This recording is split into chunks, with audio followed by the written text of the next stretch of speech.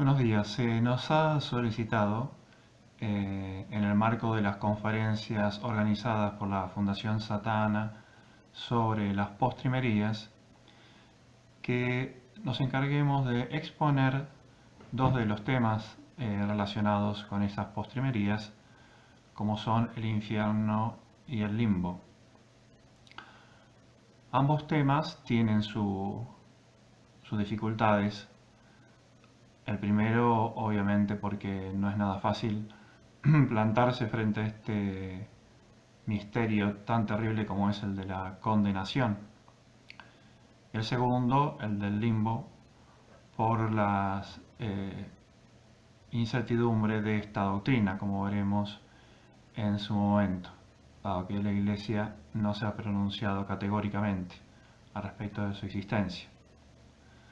Vamos entonces a pasar, en primer lugar, a exponer la doctrina católica sobre el infierno, a considerar esta realidad, y seguimos así entonces el consejo de los santos, que nos dice: es mejor bajar al Averno estando aquí en la tierra, en vida, que bajar después en el más allá por la condenación eterna. La existencia del infierno es una verdad indiscutida en el cristianismo, ya que la Sagrada Escritura nos habla de él muy claramente. Se denomina así infierno o infiernos, significando los lugares inferiores, los lugares bajos, en oposición al cielo, que está en las alturas. En latín decimos infernus, en hebreo es Sheol y en griego Hades. Aunque debemos aclarar que el término asignado en la antigüedad no solo al lugar de los condenados, sino también al limbo de los padres y al limbo de los niños, como así también al purgatorio. Pero hoy día el uso se restringe al infierno de los condenados. En el Evangelio leemos el término Gehenna como sinónimo de infierno. Es una expresión hebrea que significa Valle de Hinnom. En ese valle, los judíos en tiempos de Ahaz y Manasés inmolaban a sus hijos por medio del fuego al ídolo Moloch. La existencia del infierno no necesariamente es negada abiertamente en estos días. Basta con silenciar su existencia en las prédicas dominicales, en el catecismo, para hacer así tener como consecuencia la falta justamente de conocimiento y de fe de la gente. Como señala una frase famosa, el mayor triunfo de Satanás es hacer creer que él no existe. Y eso se aplica también a su reino, es decir, al infierno. Recordemos que el infierno fue creado justamente, en primer lugar, para Satanás y sus ángeles, como dice nuestro Señor, y malditos al fuego eterno que fue creado para Satanás y sus ángeles, es decir, los demás demonios, los que se rebelaron contra el mandato divino y entonces fueron arrojados al infierno por mediación de San Miguel Arcángel. Pero nada se puede hacer contra la claridad de las Sagradas Escrituras respecto a la existencia del infierno. Por ejemplo, leemos ya en el Antiguo Testamento, en el libro de Judith, el capítulo 16. «Ay de las naciones que se levantan contra mi pueblo. El Señor Omnipotente los castigará en el día del juicio, dando al fuego y a los gusanos sus carnes, y gemirán de dolor para siempre». Y más claramente aún nos lo enseña el Divino Maestro en el Nuevo Testamento. «Apartaos de mí, malditos, al fuego eterno, preparado para el diablo y para sus ángeles, e irán al suplicio eterno, y los justos a la vida eterna». En Mateo capítulo 25.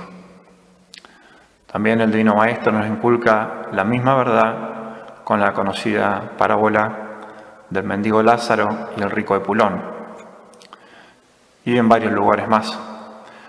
Pero tomemos una cita del libro que cierra la Biblia, que dice lo siguiente: y todo el que no fue hallado escrito en el libro de la vida fue arrojado en el estanque de fuego. Así dice el Apocalipsis en el capítulo 20. Respecto a la existencia del infierno, los padres de la Iglesia son unánimes en declararla. Por ejemplo, San Policarpo, que es un mártir del siglo II, le dice al procónsul que lo amenazaba con llevarlo a la hoguera: tú me amenazas con un fuego que solo arde 1 hora y poco después se extinguirá. Mas ignoras que el fuego del juicio futuro y de la pena eterna está reservado a los impíos. El magisterio varias veces se ha pronunciado al respecto, pero tomemos una cita por varias. El Papa Benedicto XII dice claramente: definimos que, según la común ordenación de Dios, las almas de los que mueren en actual pecado mortal, inmediatamente después de su muerte, descienden al infierno, donde son atormentadas con las penas infernales. Y es muy interesante ver cómo aún los paganos han manifestado la creencia en un lugar infernal, aunque no podamos decir que sea con la misma visión, obviamente, que los cristianos. Por ejemplo, Séneca, en la carta 117 a Lucilio, le dice lo siguiente: cuando tratamos de la inmortalidad de las almas, no es poca la fuerza que para nosotros tiene el consentimiento unánime de los hombres, que ora temen a los dioses infernales, ora les rinden culto. Es decir, aquí vemos expresada por este egregio pagano la creencia en esos lugares infernales. Pero este tema, respecto del paganismo, de las figuras que ha habido en la antigüedad, será tratado próximamente por la profesora María Delia Wiesel. Ella nos ilustrará sobre el tema entonces. ¿Dónde se halla el infierno? Aunque existe una tradición que lo ubica en el centro de la tierra, nada nos dice el magisterio al respecto. De hecho, los padres se muestran muy cautos. Por ejemplo, San Agustín dice: ¿en qué parte del mundo está situado el infierno? No creo que nadie lo sepa, a no ser que se lo haya revelado el Divino Espíritu. Así lo dice en Civitate Dei, en el libro 20. San Gregorio Magno, por su parte: no me atrevo a definir temerariamente nada sobre este particular. Y por eso San Juan Crisóstomo nos aconseja: no preguntemos dónde está el infierno, sino qué hemos de hacer para evitarlo. ¿En qué consiste el infierno? En el infierno existen 2 tipos de castigo que corresponden a los 2 aspectos del pecado. El pecado es aversio deo e conversio a criaturas, es decir, darle la espalda a Dios y volcarse hacia las criaturas. Y por eso 2 son las penas: la pena de daño o de condenación y la pena de sentido. La pena de daño es no poder contemplar a Dios, no poder entrar al cielo, vivir allí. La pena de sentido es el castigo que luego de la resurrección será también corporal, no solamente del alma como es ahora. ¿Cómo se hace patente este doble aspecto, estos 2 castigos, en esta terrible sentencia de nuestro Señor? Apartaos de mí, malditos, al fuego eterno. Apartaos de mí, al fuego eterno. Mateo capítulo 25. El apartaos es la pena de daño, de condenación, estar alejado por siempre de Dios, y el fuego es justamente el castigo en el alma y en el cuerpo, añadido a la privación de la vista de Dios. En primer lugar, hablemos sobre la pena de daño o de condenación. Es la pena más importante, obviamente. Es una pena, objetivamente hablando, infinita, en cuanto se pierde a Dios, bien infinito. Como dice San Agustín, la pena de daño es tan grande como el mismo Dios. El alma comprende perfectamente que estaba hecha para Dios, para el amor perfecto, tiende hacia Él y no puede alcanzarlo. Por el pecado mortal dio la espalda a Dios, la versio de la cual hablábamos. Y ahora Dios está definitivamente ausente de su vida. Hay que aclarar que el condenado comprende perfectamente esta pérdida infinita, aunque no haya contemplado la esencia divina. No puede ver a Dios y desprenderse de Él. ¿Cómo sabe entonces el alma lo que ha perdido? Porque conoce a Dios en sí misma, ahora que es puro espíritu, no tiene nada que pueda opacar su entendimiento, como es lo corporal, los sentidos. Conoce como los ángeles, puros espíritus, que conocen en sí mismos. Es un conocimiento indirecto, pero elevadísimo de las perfecciones divinas. Muy superior al que puede tener un teólogo sobre la tierra. Además, aunque han perdido la fe, ya que los condenados no tienen la gracia, por eso no pueden tener la fe, no perdieron los conocimientos que en vida adquirieron sobre la fe. Es decir, lo poseen en el plano natural. Como los demonios, que tuvieron fe, ya ahora no la tienen, pero saben de la grandeza de Dios. Por eso dice el apóstol Santiago que los demonios creen y tiemblan. Por otro lado, esa tendencia inevitable hacia el sumo bien no es una tendencia ordenada por la caridad, sino por el egoísmo. Es decir, el condenado no busca a Dios y su gloria, sino a sí mismo, la felicidad que encontraría en el paraíso para sí. Aunque en sustancia la pena de daño es la misma para todos, no todos los condenados sufren igual. Mayores han sido los pecados cometidos, mayores los sufrimientos. Cuantas más gracias recibidas, más culpables se han hecho de sus infidelidades. Junto con esta pena esencial de la pérdida de Dios, hay penas secundarias, nos dicen los teólogos.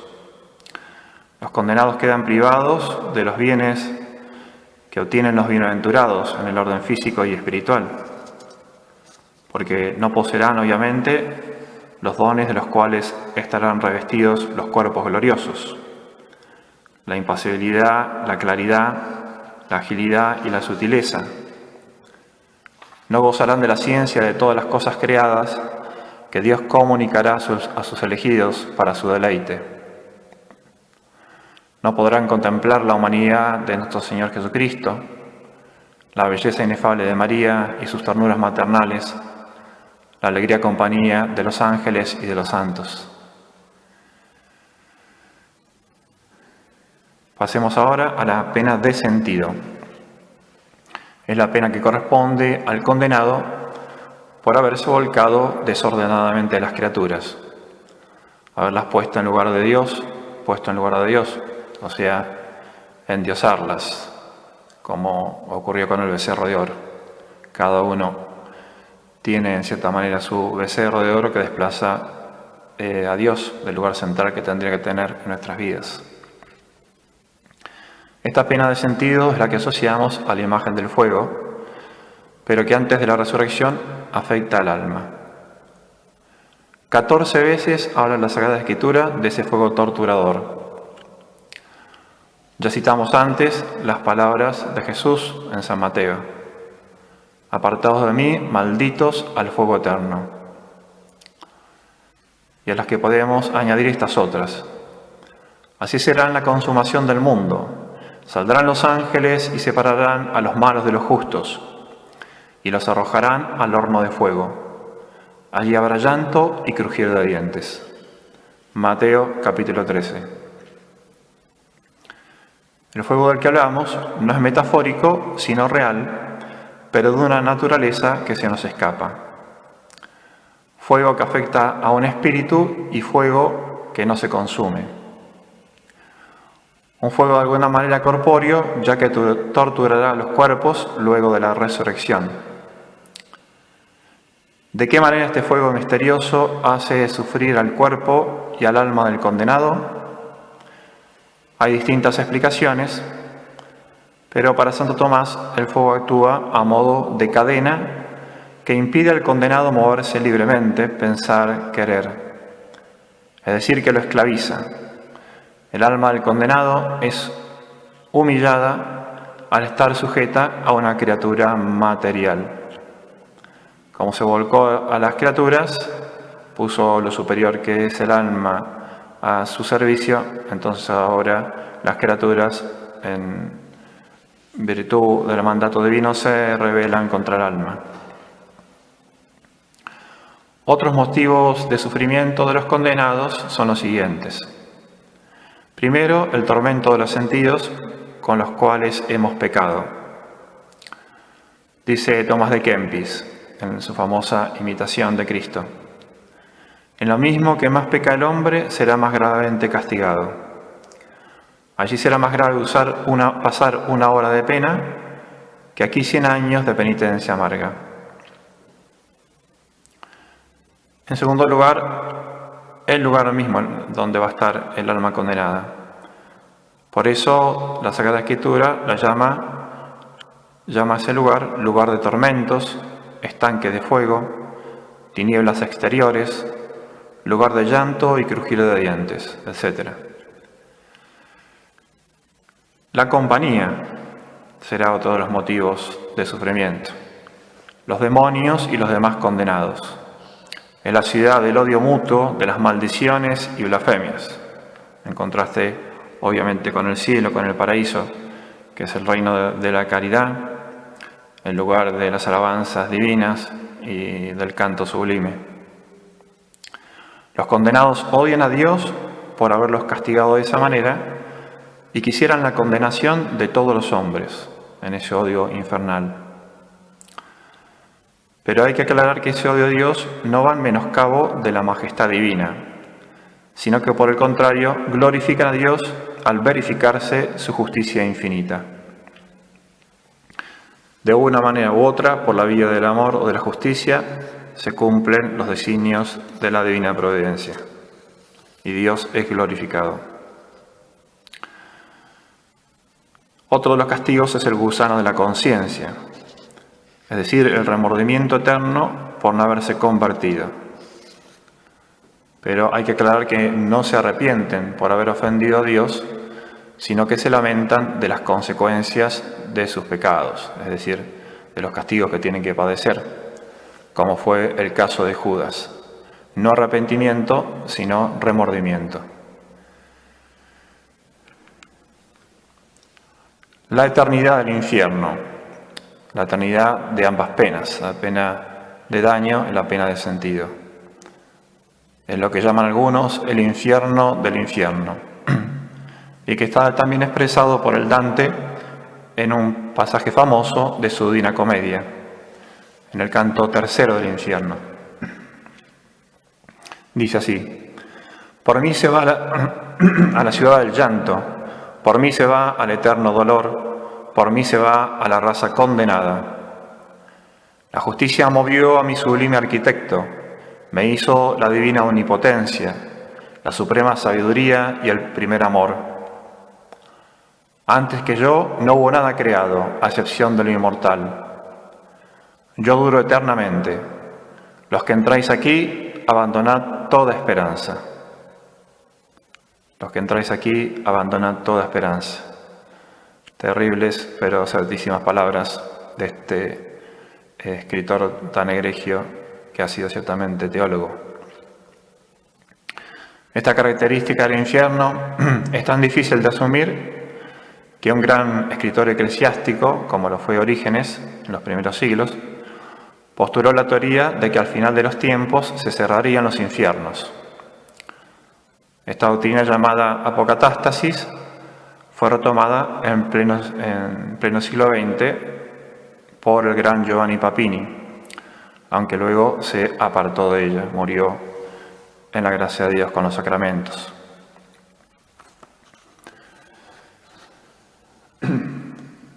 Conclusión. Volviendo al comienzo de esta charla, hemos visto las enseñanzas de la teología que conciernen al infierno, pero de nada nos serviría el conocimiento más consumado acerca de esta materia si no sacamos las consecuencias prácticas en el orden personal. ¿Qué conclusiones? Obviamente, la de evitar a toda costa la eterna condenación, cueste lo que cueste. Por eso hay que vivir habitualmente en gracia de Dios, porque no sabemos ni el día ni la hora de nuestra partida, como nos advierte nuestro Señor. Vendré como un ladrón. Debemos pensar cuántas veces estuvimos al borde del abismo y hemos sido rescatados por la sangre de Cristo a través del sacramento de la confesión. Eso supone entonces en nosotros ser más fieles y vigilantes, saber soportar con paciencia las cruces de esta vida con tal de llegar a la gloria. La gran Santa Teresa de Ávila, en el libro de la vida, en el capítulo 32, nos cuenta que tuvo una visión del infierno y del lugar que le tocaría en suerte si no era fiel a Dios. Esto Dios quiso que lo viera. Narra en detalle la espantosa experiencia y concluye: y así torno a decir que fue una de las mayores mercedes que el Señor me ha hecho, porque me ha aprovechado muy mucho, así para perder el miedo a las tribulaciones y contradicciones de esta vida, como para esforzarme a padecerlas y dar gracias al Señor que me libró a lo que ahora me parece de males tan perpetuos y terribles. Interesante esta mística tan grande que llegó a la cima de lo que se puede en la vida mística y sin embargo consideran las mayores gracias que le concedió Dios en su vida el haber tenido esta visión del infierno. Y como hoy es 13 de mayo, vamos a concluir con una de las enseñanzas centrales de Fátima. Los niños tuvieron una visión terrible del infierno y luego la Virgen les dijo: ustedes han visto el infierno donde van las almas de los pobres pecadores. Es para salvarlos que Dios quiere establecer en el mundo la devoción a mi Inmaculado Corazón. Si ustedes hacen lo que yo les diga, muchas almas se salvarán y habrá paz. Así le decía la Virgen a los 3 niños santos. Por lo tanto, queridos hermanos, queridos amigos, seamos grandes devotos del corazón inmaculado de María, porque el siervo de María no perecerá jamás.